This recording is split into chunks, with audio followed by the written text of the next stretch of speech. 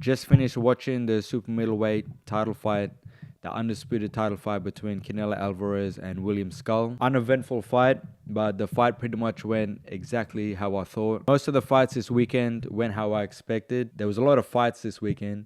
There's only two that didn't really go how I expected them to go. The first one being obviously Garcia and Romero. Now that fight was a big upset in my opinion. Garcia, he just wasn't there. He didn't do himself any favors with pretty much a big section of the public thinking that he was on PEDs in his last fight, because his last fight against Haney, he looked basically like Superman. And this fight, he pretty much had nothing. Physically, he looked a bit different, but mentally, he totally wasn't there at all. He didn't show any heart at all. That whole card, Times Square, that card, is very uneventful. I expected a lot more from all fighters. It was promoted probably better than you can ever promote a card. I was calling it a super card before it happened. Following the week of Conor Ben Eubank, where both fighters showed so much heart, so much grit. Both fighters in that fight at Tottenham were ready to die in the ring. And then you have this event this weekend at Times Square where you have three superstars. They didn't really perform at all. And the Garcia-Romero fight, it did lose me a bit of money, but honestly, I was happy at Romero to get the win. Garcia, he didn't really do anything. He didn't really do anything the whole fight. He didn't really throw punches. Before the fight, I tipped Garcia to win quite easy. I thought that Romero's punch resistance was gone, even though he still has the power. Romero, I'm happy he got the win because I think that his personality is entertaining and he's a bit of a crowd favorite, but I don't know if his punch resistance is still there. Garcia definitely didn't test that out, but happy he got the win. As far as the Haney fight, I can't believe Garcia and Haney, they definitely threw a lot of money away with the subpar performances they had, because all eyes were on that card. If they both put in a good performance, that card, the whole world will be talking about their rematch. And right now, after that card, there's pretty much no one demanding the rematch. Garcia, it doesn't seem like his heart's in it. And Haney, the same thing. His heart doesn't seem in boxing at the minute. He was extremely tentative. He ran the whole fight more than I've ever seen him ran before. His stock dropped dramatically, in my opinion. And I don't see Devin Haney. Yeah, obviously he's very successful.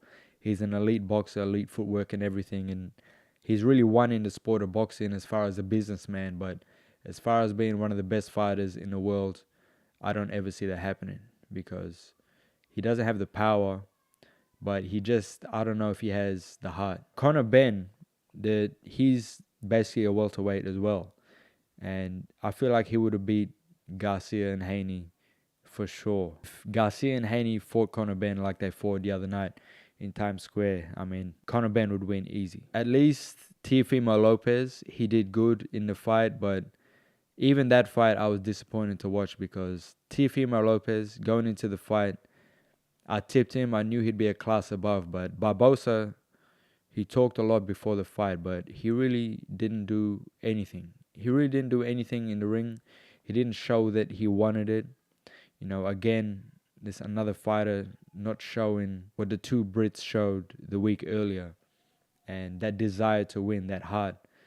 And I don't know if it was Times Square, not being in an arena. I really don't know what it was, but that was a sparring match. Teofimo outclassed Barbosa easy, but Barbosa really didn't do anything to test Teofimo. I think that Teofimo is looking at fighting Jaron Ennis next, and that's going to be a completely different fight to Barbosa. In fact, I don't think, just thinking off the top of my head, I don't think Teofimo's fought in his career a true puncher with high boxing IQ.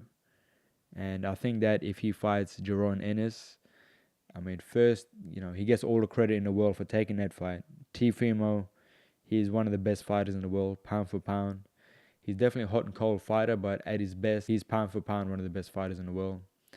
I think that Jaron Ennis will beat him. If Teofimo proves me wrong in that fight, then he can retire after that fight and be one of the all-time greats. I think that he's already a Hall of Famer, but if he were to beat the odds against a guy like Jaron Ennis, who is a high ring IQ, a big punch in welterweight, it would shock a lot of people. It would definitely shock me. I think that Jaron Ennis is the heavy favorite in that fight, and I would probably tip him to win.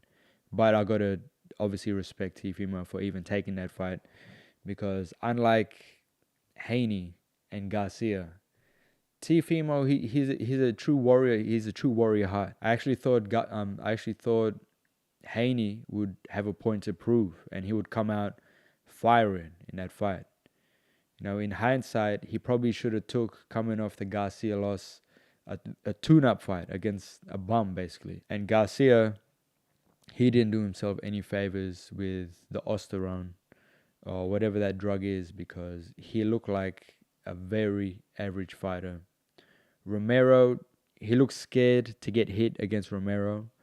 And Romero's a big puncher, but, Garcia, he showed nothing. As far as the fight today, the other fight this weekend that I got wrong as far as the winner was Martin Bakole against the Nigerian heavyweight. I forget his name. I thought Bakole would win that fight. Very disappointed in his performance. I thought he would have a point to prove after the Parker loss, but he just seemed out of shape. He got outworked by a guy that was 60 pounds less. So yeah, I was wrong in that prediction. Very disappointed in that fight. I did end up getting up a little bit this weekend over Badu Jack. He was a 2-1 underdog in that fight, but he pulled out the victory in a very close fight. It could have went either way, but I tipped Badu Jack. As far as the main event, Canelo, he at this stage in his career, and I always thought that before he retires that he's going to have one more challenge. He's going to fight one of the top guys at light heavyweight. Whether it's Benavidez, Bivol, or Beterbiev, I think that before his career is finished, he does need to fight one of them. But after looking at this performance and his past couple of performances, I think that all three of those fighters will beat him. I think until then, Canelo's going to keep fighting smaller guys, money fights. You got Crawford, you got Eubank Jr., who we could fight in England, and the winner between Beterbiev and Bivol probably will fight Benavidez, and Canelo could probably fight that winner. But after what I've seen from Canelo and I've been seeing, his work rate is too low. That, in my opinion, wouldn't beat any of the top guys at light heavyweight. Terence Crawford, he's not going to fight like William Scull. Terence Crawford, actually, he's going to be a heavy underdog in the fight against Canelo, but I do think that he's one of the best fighters in the world. Top 2, top 3. I think that he's an all-time great. I just think that it's going to be very hard for him to move up 3 divisions. He was just recently, I think he's naturally a welterweight, moving up from welterweight, that's junior middleweight, middleweight, super middleweight. There's 3 divisions. And there's no catch weight in this fight like the Ben Eubank Jr. fight. I definitely think that, I'm not going to count out Crawford. Actually might put some money on him for the fight because Canelo's very inactive. The thing is with Crawford, and one of the keys to victory, and I see him doing this as well, when guys like William Scull, who Canelo fought today, they just go on the bike at all and they don't stand their ground and fight. I don't think Crawford's going to do that. I think he's going to stand his ground. Just like Mayweather stood his ground in the pocket, used the shoulder roll and outboxed Canelo. I think that Crawford's going to do the same thing. But the question is, can Crawford take Canelo's power? Canelo, even though he's very inactive, I think that he's one of the biggest punchers in his weight class, probably in history. Very big puncher. Explosive. I think that he's got an iron chin. So Crawford, I don't think, can hurt Canelo really. I think Crawford's key to victory against Canelo is to outwork him, throw punches in bunches, move his feet, turn. I just don't know if Crawford can get the respect of Canelo. Because when Canelo fought Mayweather, it was at a catchweight and it was at junior middleweight. So Mayweather, he got his respect in spots in that fight. And Canelo, he couldn't walk straight through him. But Canelo at this stage in his career is a lot bigger than Crawford. And even though I think Crawford is stronger and a bigger puncher than Mayweather, Canelo could just walk straight through him. Even though William Scull was a guy that was just running from him tonight, he was naturally a big guy. So Canelo, he didn't just, walk straight to him. He didn't just walk him down completely. I think that he could do that against Crawford because Crawford is a guy that's light. But if anyone can find a way to do it, it would be Crawford.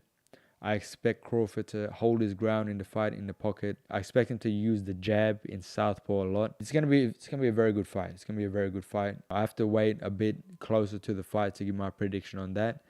But yeah, that's my recap on this weekend's boxing.